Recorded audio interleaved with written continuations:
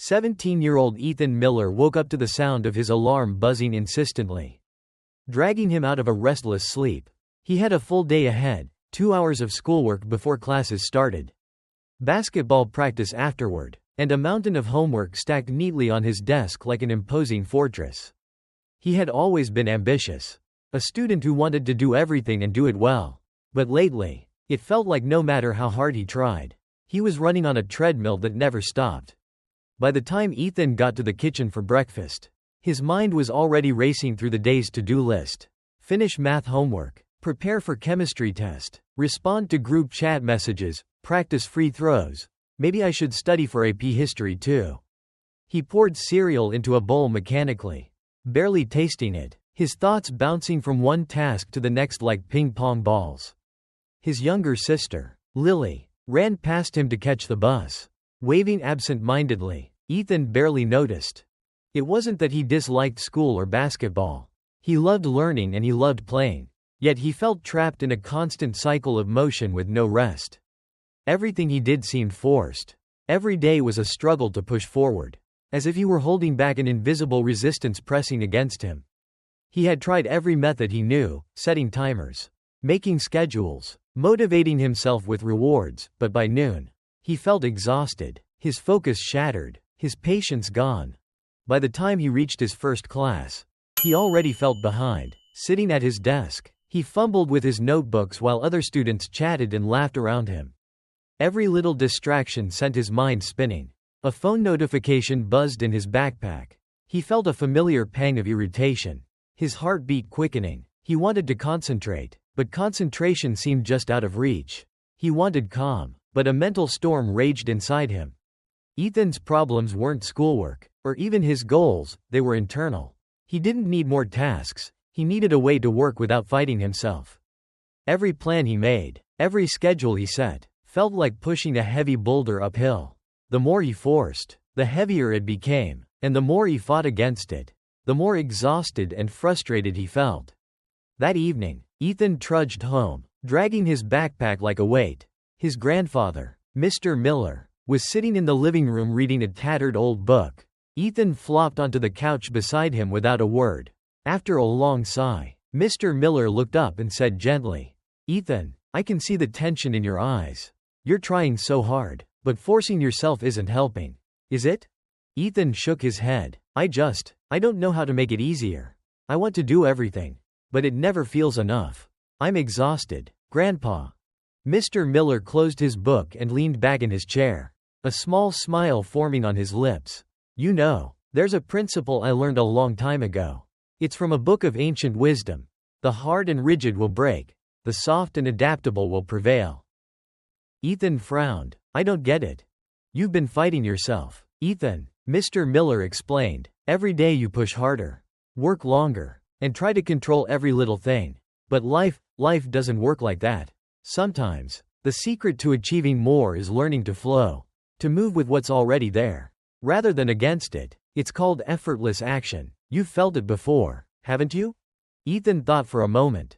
He remembered times when he'd been so absorbed in playing basketball or drawing a sketch that hours passed without him noticing. Time disappeared, and yet he had accomplished something meaningful. "Yeah, I guess I felt that," he admitted. "That's Wu Wei," Mr. Miller said. "Effortless action. Not doing nothing, but doing things in alignment with yourself so that your actions are smooth. Not forced. I think you need to learn how to harness it. Let me show you how." That night, Ethan lay in bed, pondering his grandfather's words. Could it really be true that he didn't need to push so hard? Could progress feel natural rather than forced? He didn't know yet, but for the first time in months, he felt a flicker of hope, a tiny sense that maybe he didn't have to struggle so much. The next morning would be the start of Ethan's journey. A journey to learn how to do less and achieve more. Not by working harder, but by working with himself. The next day, Ethan woke up a little earlier than usual. Instead of rushing, he sat on the edge of his bed and took a deep breath, letting his eyes scan the room. For the first time, he didn't immediately dive into his tasks. He remembered his grandfather's words and asked himself quietly, "What is the easiest meaningful action I can take right now?" It wasn't the hardest assignment or the most urgent task. It was a single paragraph of his English essay. Something small but aligned with his current energy. Ethan picked up his notebook. And to his surprise, the words flowed smoothly. He didn't force them. He didn't panic about how much work remained. When he finished, he felt a lightness he hadn't felt in weeks. One small action had created momentum. And momentum had created calm. This was the first lesson Ethan learned. Stop forcing. Start aligning. For the rest of the morning, he continued experimenting. He didn't rush. He worked on tasks that felt natural in his energy rhythm. He moved at the speed of awareness, not anxiety. Answering one text fully before opening another. Finishing one cup of water before pouring another. It was strange, he felt present. And for the first time, small tasks felt satisfying. He realized rushing had been a form of fear. Being present, he discovered, was a form of power. The next challenge was his environment. Ethan noticed that little things constantly disrupted him. His phone buzzed every 5 minutes. Browser tabs were open with unfinished tasks. And his desk was a chaotic mess. He tried to focus, but every distraction created friction, slowly draining his energy. Inspired by the principle of effortless action, Ethan began removing friction. He placed his phone in another room, closed unnecessary tabs, and cleared his desk until it felt open and breathable. He organized his homework into 3 main priorities instead of 10. And immediately, a subtle shift occurred. Tasks became lighter, focus easier, and the tension in his chest eased. He wasn't forcing discipline, it emerged naturally. Ethan's grandfather noticed the change that evening. Discipline isn't about pushing harder, he said. It's about removing obstacles. You rise to the level of your environment, not your willpower. By the end of the week, Ethan was beginning to experience flow. He broke overwhelming projects into small, manageable pieces and aligned tasks with his natural energy. Homework in the morning when he was alert. Creative projects in the afternoon when his mind was open. He started to realize that flow didn't require extraordinary focus or talent. It was the result of alignment.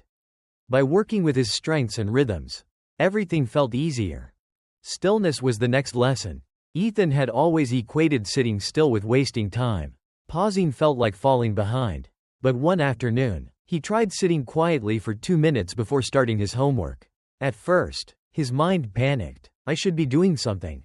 But he persisted. He noticed his thoughts and emotions like waves in the ocean.